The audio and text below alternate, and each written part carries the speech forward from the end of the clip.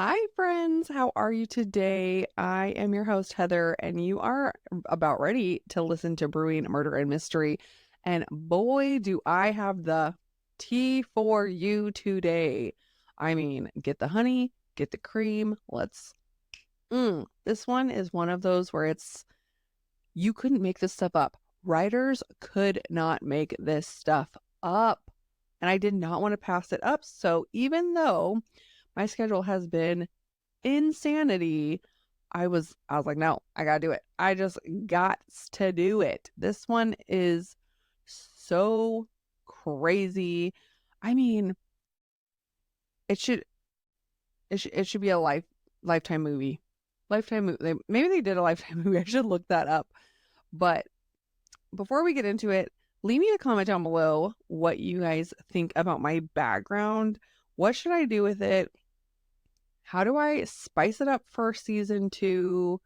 What are your thoughts? Paint the walls. I know that this is fantastic looking for those of you that can see it, but it's just a tapestry. It's fake. This ginormous, like 10-foot looking candle isn't real. But I don't know what to do with it. So give me some ideas because I need some ideas. And I also need to stop looking at my computer screen because I am staring at myself and it is not very great. I just became a sports mom, so I'm a little scatterbrained. 3 of my kids are doing baseball, and I thought I was committing to 2 practices a week and then a game on the weekends. No. Turns out I'm committing to 3 practices a week, and then some of the games are on the weekdays, not the weekends. So there's a possibility I could literally be out on the field like 5 days a week. And I'm now regretting my life decisions. So let's get off of my problems and get to someone else's drama because I love drama if it's not my drama. So we're going to talk about Walburga Ostrich, but thankfully for me, she was lovingly known as Dolly. And Dolly was born June 12th of 1880. No one's quite sure if she was actually born in Germany or in the US because her parents were immigrants at the time. And during the time of her birth, like mom's pregnancy and all that, was kind of when they were moving from Germany to America. So we don't know. They moved to Milwaukee in an area where a lot of other German families were settling down. And then in 1989, Dolly's father would actually die at just the young age of 34 from an undisclosed illness. And Dolly's mother would actually never remarry again, but she would do her best to take care of her young daughter, Dolly, and then Dolly's younger sister. Now, times are hard for immigrants, especially, like during the world wars that were going on and all those things. I don't know, like, it was hard for everybody, but I could get into it, but I'm not. It was hard. Immigrants coming into the country, it was just a thing. Okay, it was difficult. And young kids were trying to help support their families. So Dolly, at just the age of 12, she actually started working in a textile factory, and their main source of I want not profit, but their main source of like the things they made the most were aprons. Good gravy. My brain wants to complicate everything. But basically, this factory mainly made aprons, and it was owned by another German immigrant who had managed to come across and make himself make himself something, So he was able to build this empire kind of for himself, and his name was Will Ostrich. So I don't know if you put the connection for those last names and how they're going to eventually migrate together, but we're going to talk about it. Will Ostrich would basically hire a bunch of German immigrants, and it was his way of kind of giving back to the community. And Dolly was known to be very charismatic and just lovable. And by all accounts, everybody thought that she was a very attractive young woman. And people were just drawn to her. And it was easy for her to make quick friends. She just was one of those bubbly personalities. Now, the factory owner, Will, had a son named Fred, who was a few years older than Dolly, and they were polar opposites. People said that he was actually very unlikable. Here's what I'm thinking. Poor girl, 12 years old, having to work just to survive, catches the eye of wealthy factory owner. Now, it wouldn't have been uncommon for back then for people to marry to better their statuses, to better their situations, whether that be financially or socially. Now, the reason I feel comfortable saying this is because it plays out coming up. Fred was it to inherit his father's business, and I mean he was going to become wealthy. So when he caught the eye of Dolly at the age of 17, when she was 17, they tied the knot. Right away the marriage was on a rocky start because here's this fun, loving, just like life of the party, and then this like grump, which you could make the case that she did fall in love with him, but I just don't feel that with the story, and you'll probably agree with me as we move along. So in 1897, the couple gets married. They actually move into a house that is right across the street from the factory. Talk about an easy commute. She is very unhappy because she feels like Fred is a workaholic and he's always putting the business over her needs and her desires. She no longer has to work anymore because of the financial improvements, but you can't take somebody out of a situation where they have to work to survive and they just really feel like their life has meaning and purpose, and then give them literally nothing to do. Because even the thought of pleasing her husband at the end of the day, now remember, this is in the 1800s, where like little housewives ran the house, and there was supposed to be some kind of fulfillment in running the home. And I just don't think that she had any desire to please him because she didn't feel like her needs were getting met. Now, let me tell you this when I say rumor has it that he also was not very satisfactory in the bedroom. So this poor girl is not happy. Regardless of these rumors, whether they be true or not, she did manage to fall pregnant, and they had their one and only son together.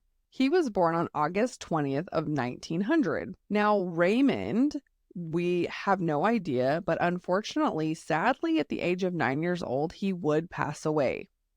I can imagine as a mother that this would be completely devastating to lose a child, especially at such a young age. And then just having that gaping hole and missing them just tremendously. To fill her time, Dolly would actually start having affairs. I don't know if this was a coping mechanism to try to just get her mind off of the situation. The neighbors were starting to pay attention, and when you don't have anything else to do, you become a nosy neighbor. Dolly, she kind of just made excuses for why these men were there, and rumors started swirling around about seeing her lovers in and out of the home while Fred was at work. However, this is what happens. By the time that Dolly has decided she has her eyes set on a 17-year-old guy, and I say guy because he was not a man. Back then he would have been considered a man. But I always feel weird saying that now, right? Like 13-year-olds were getting married. It's weird when you say that a 17-year-old is a man when nowadays, like some 17-year-olds can't even cook for themselves. There was a 17-year-old guy that Dolly got her eye on. At the time of this, she was 33 years old. And who was that unfortunate soul? Well, it was Otto Sandberger. He was a repairman for the factory. So what he did was he would repair all of these sewing machines. Dolly comes up with this plan. She's going to tell Fred that she needs her sewing machine fixed, knowing well that Otto is going to be the one that's sent over there. Because when Otto comes a knocking on the door, she is doused in perfume, wearing a silk robe, and stockings. And this is where their obsession with one another starts. Their love affairs. And like most love affairs, they did try to hide it. They started off going to hotels and being very secretive. Now, I don't know if this changed because of the fact that the bills were coming due, money was going out, Fred figuring out, like, why are you spending so much money at hotels? I'm not really sure. But Dolly gets bold and she starts just inviting Otto straight to the house, which to me is like, girl, that is ballsy because you literally live right across the street from the factory. There's no time to be like, I hear his car coming. I mean, his horse and buggy coming.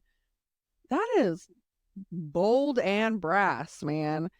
But then, we got those nosy neighbors, and they start noticing that Otto is showing up quite frequently at Dolly's house.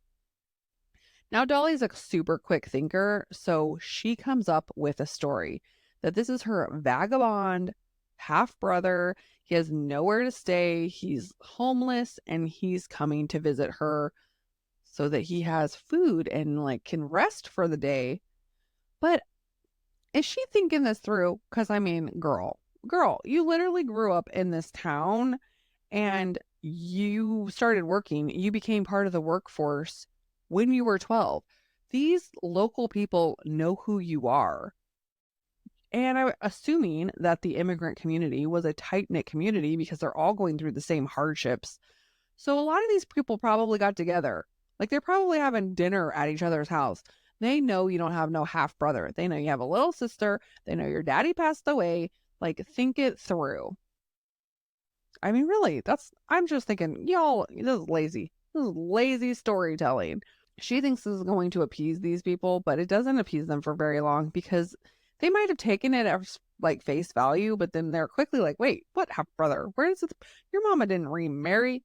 Dolly decides that this might be a little bit too tricky for her. So instead of getting divorced or ending the affair, she decides that she is going to tell Otto that he's going to move into the attic.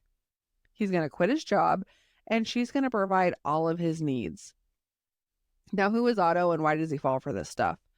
Otto, who was also another German immigrant, unfortunately had the devastating childhood of growing up in orphanage after orphanage after orphanage. He didn't know his parents. We don't know what happened to his parents. And he didn't have that stable upbringing. He had a lot of abuse and those kinds of situations that you hear about when you hear about old school orphanages. So this guy, as far as we know, at the age of 17, he hasn't had any other sexual relationships or even dating relationships as far as we're aware of. And he became infatuated with Dolly. He didn't want to let her go. This was the closest thing that he had to a family member. So he is easily persuaded into moving right up into her attic. Not to mention, she tells him to quit his job, and he has always had a desire to be a writer. So he's thinking, when I'm not at her beck and call, I can do some writing. So she sets up a bed, a night table, some books, some writing materials, and he goes to Fred and he's like, I quit. And then by all accounts, the entire community, he just vanishes. Nobody knows what happens to him. Everybody's like, where did Otto go? Like, he's not working anywhere else. Did he move? Nobody knows. It's just like a mystery. But he is being sneaky and living in the attic. Well, as you can imagine, it would give me anxiety knowing that I had some dude living in the attic. And he tried to be very, very quiet, but there's only so much that you can do. So he would make these slight noises. Fred might notice some little shadows, but Dolly would never acknowledge this. She'd be like, what are you talking about? What shadows? What noise? What are you talking about? And Fred, who was no stranger to the adult beverage, starts thinking, our house is haunted. So this poor guy thinks the house is haunted. Now, here's the deal. Fred would scurry off to the factory in the mornings, and Dolly would tap on the ceiling, letting Otto know that it was safe to come down. He would come down. He would cook her meals. He would help clean her house. He would do like organizing. And then when this comes to light, in the future, it was said that Otto claims Dolly made him perform sexually up to 8 times a day. My goodness gracious. 8 times a day, he actually called himself her sex slave. I mean, could the girl walk at the end of the day? That's what I want to know. I mean, oh, uh, Jiminy's. That, wild. My brain is blown. And then when Fred would come home, he would just scamper back up to the attic and he would do his writing. I'm like, boy, you need to sleep. You need to do some sleeping. And this would proceed to go on for several years. Like, wowza. Wow. Several years of this. How do you get away with this for this long? Like, I don't, how? Now, Fred, he wanted to continue building his business. I mean, it's doing well, it's growing. So he decides that he's going to move the company sorry, let me rephrase that. He decides that he's going to start up another branch in Los Angeles. The only way that Dolly will agree to this big move is if she's allowed to pick the house. And by goodness gracious, this house is going to have an attic. Well, back then in LA, attics were not a very common thing, but she manages to find a house with an attic. She goes there, sets it up, gets the attic all ready for Otto, and then sends Otto ahead of her and Fred so that he can already be established when she gets there. You would think that this would be a really stressful situation, but because of the whole "I think my house is haunted" thing, Fred had actually had them move a few times in Milwaukee, so this was not new for them. But each time, Dolly made sure that the house had an attic. She put Fred to work, and then she would take Otto and move him in. I mean, this was just a common thing at this point. I mean, this girl is dedicated, and Otto clearly has no desire to, I mean, he's not trying to escape. He doesn't want to leave. He actually goes as far as not talking to anybody else. Like, this guy doesn't leave the house. He doesn't go grocery shopping. He doesn't walk around town. He just lives up there. Totally fine. It's weird, right? Like, it's weird. He basically self-imprisons himself. Self-imprisonment. For what? I mean, she must have been good. Good, because I don't get it. I don't know why you would do that. Life moves on. But with this move to LA, it's actually going to be a lot more stress on this already damaged marriage. And Fred starts drinking very, very heavily. This heavy drinking just increases more confrontation between the two of them, more fights, things start escalating, and these fights start to eventually turn violent. Well, one night, Fred and Dolly are just going at it, having words that are starting to get really aggressive, and then a loud thumping. Well, this makes Otto freak out because he's afraid that his beloved Dolly is going to be harmed, and he doesn't want Fred harming her. So on the night of August 22nd of 1922, Otto climbs down the stairs. There happens to be 2 pistols in a dresser in the master bedroom, and he takes one of those out and goes and confronts Fred. And Fred, who's like, "What? Why are you here?" All of a sudden, he realizes this is a 17-year-old Otto, but like 10 years later. I kid you not. This guy's been living in her attic for 10 years. So a 27-year-old man, and he starts, the pieces start coming together. The noises, the shadows, the disappearing, and he is outraged. Outraged. You've been living in my house, sleeping with my wife, and this fight has now escalated to a full-on physical throwdown.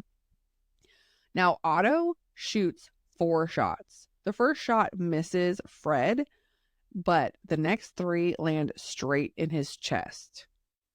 He falls down. He's dead. Floor temperature challenge achieved.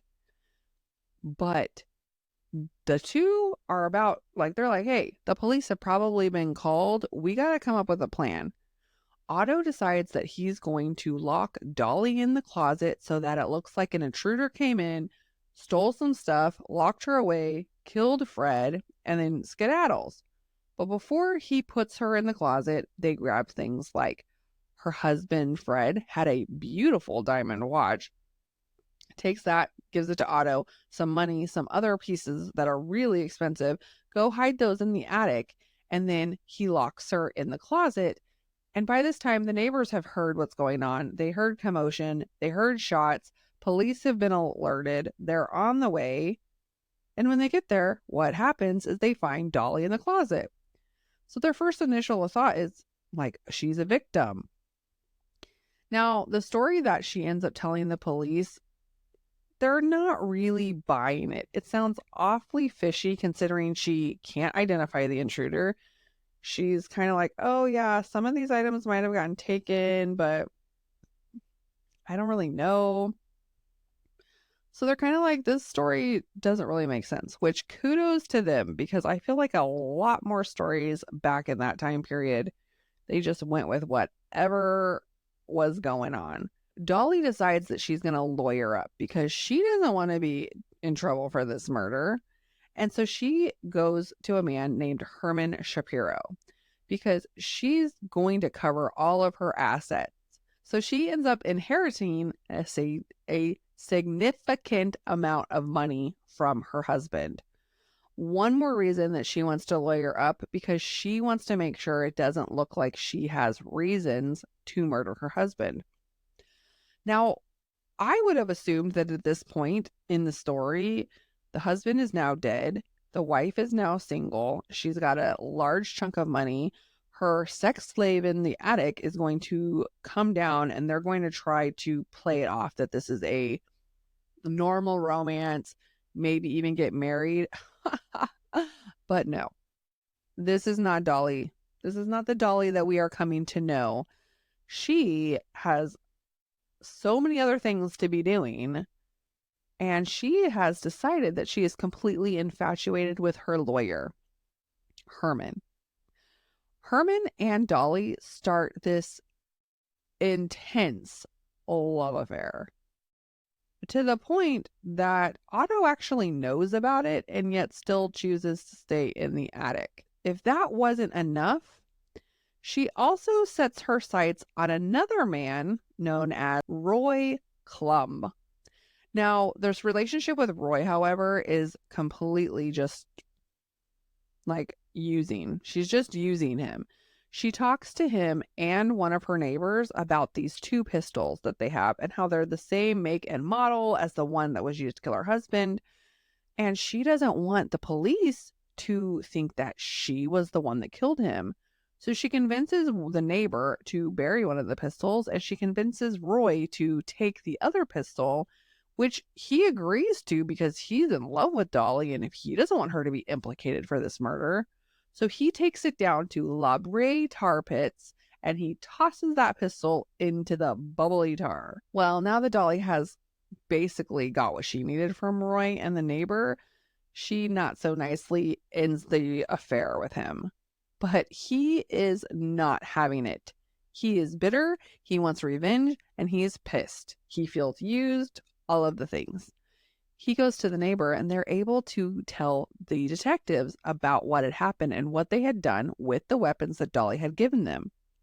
Now, they were able to actually drag the tar pit and get the gun, even though it was like corroded and I don't know what happens to guns being in tar, but they were actually able to retrieve it. So this, along with Roy's testimony, they arrest Dolly. Now, when Dolly's arrested, she has to kind of come clean. So when her lawyer, Herman, comes in to talk to her and kind of like get a plan together, she gets him over to a corner and she kind of tells him where nobody can hear, because this is way before CCTV and like 2-way mirror glass. And she's like, so I need to come clean about something. First of all, there's a guy living in my attic, and she totally pulled the my half brother story with Herman.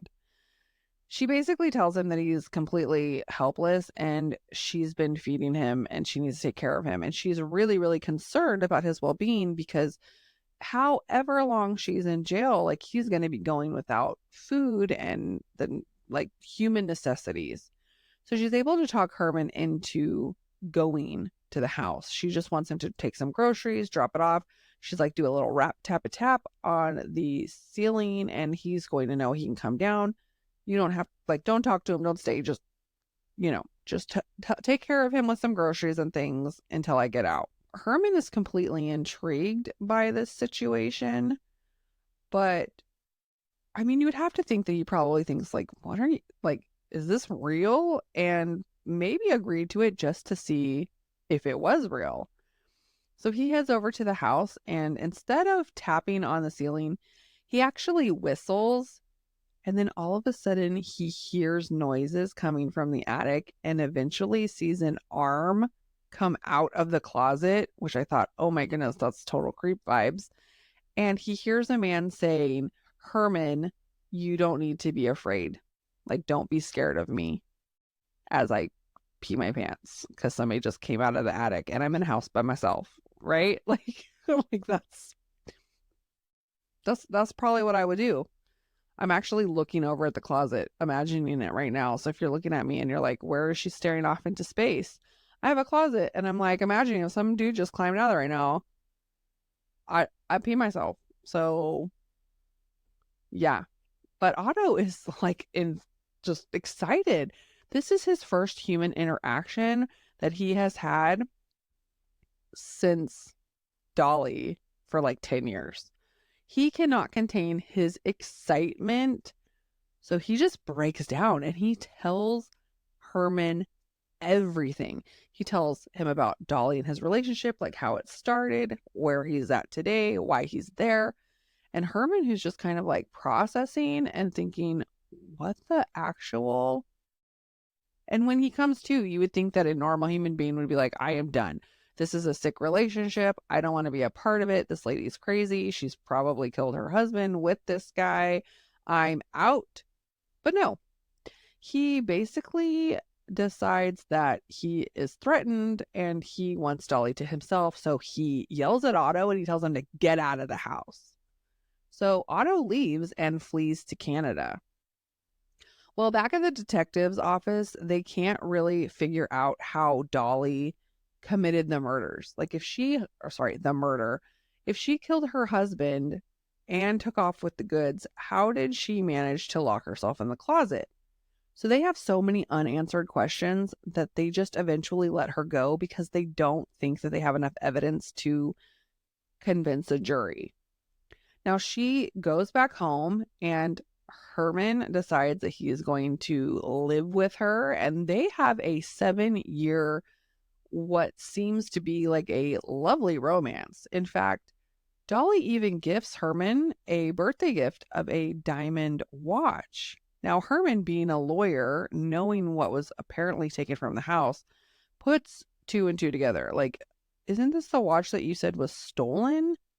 And Dolly, who's quick on her feet, again was like, oh, actually, I found it under a couch cushion. And I just didn't think I needed to report that I had found it and that it wasn't actually part of the stolen evidence. To which Herman just accepts this.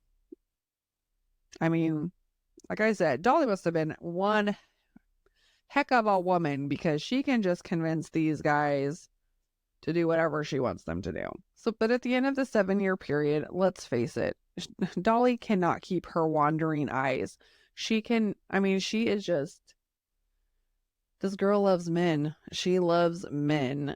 And I'm assuming that she either was a wandering eye or she was a wandering some other way, because this relationship comes to an end and Herman is like, you've heard of a woman scorned? Well, these men are scorned and they want revenge. So Herman goes down to the detectives. He tells them the entire story of Otto in the attic and how Otto just spilled his guts. And then he shows him that fancy smancy diamond watch that was apparently stolen in the situation with the robbery.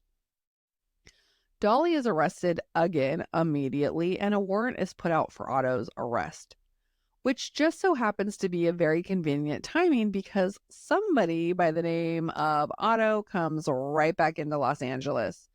Even though he managed to move away and get married, he just could not stay away from Dolly. So he was promptly arrested, which just let's think about this. If we're the wife, this Otto's wife, I'm assuming she doesn't know, right? Like, because why would she marry him if she knew? That would be craziness.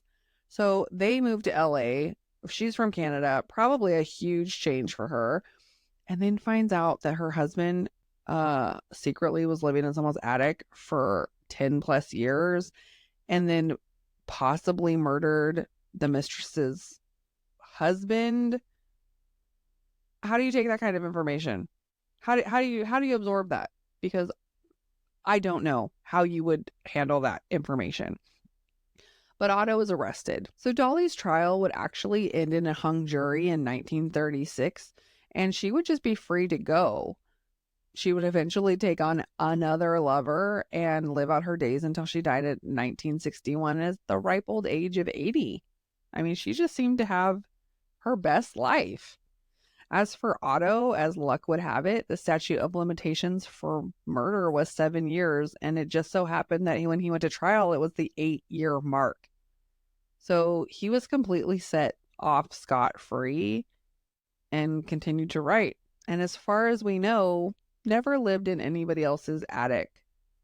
But he did say that he felt like Dolly was the only person who actually loved him and cared about him, which is really just sad and heartbreaking to me, considering that he was locked away and he never really got an opportunity to live a life like a normal relationship. Like, if she really loved him and she really cared about him, why wouldn't they have just gotten married and had a life together? I mean, even after the husband was gone, she chose other people.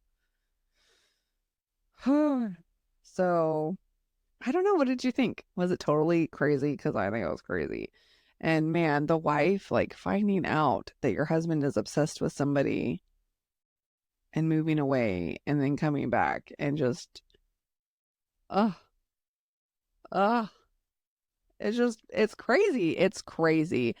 And I think that I could have read a 300-page book about this case and I would have been just as infatuated as I am right now, thinking about all of the craziness about Dolly and how she loves the guys. Like,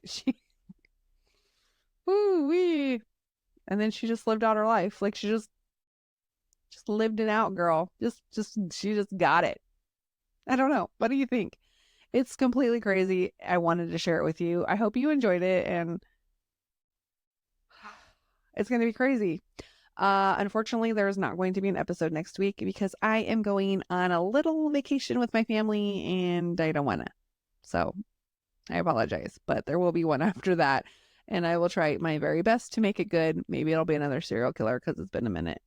But that's about all I got for today. And I hope you enjoyed this crazy story about Dolly and Otto and his life in the attic. And until next time, please stay safe out there, friends, because I do not want to do an episode on you. Bye.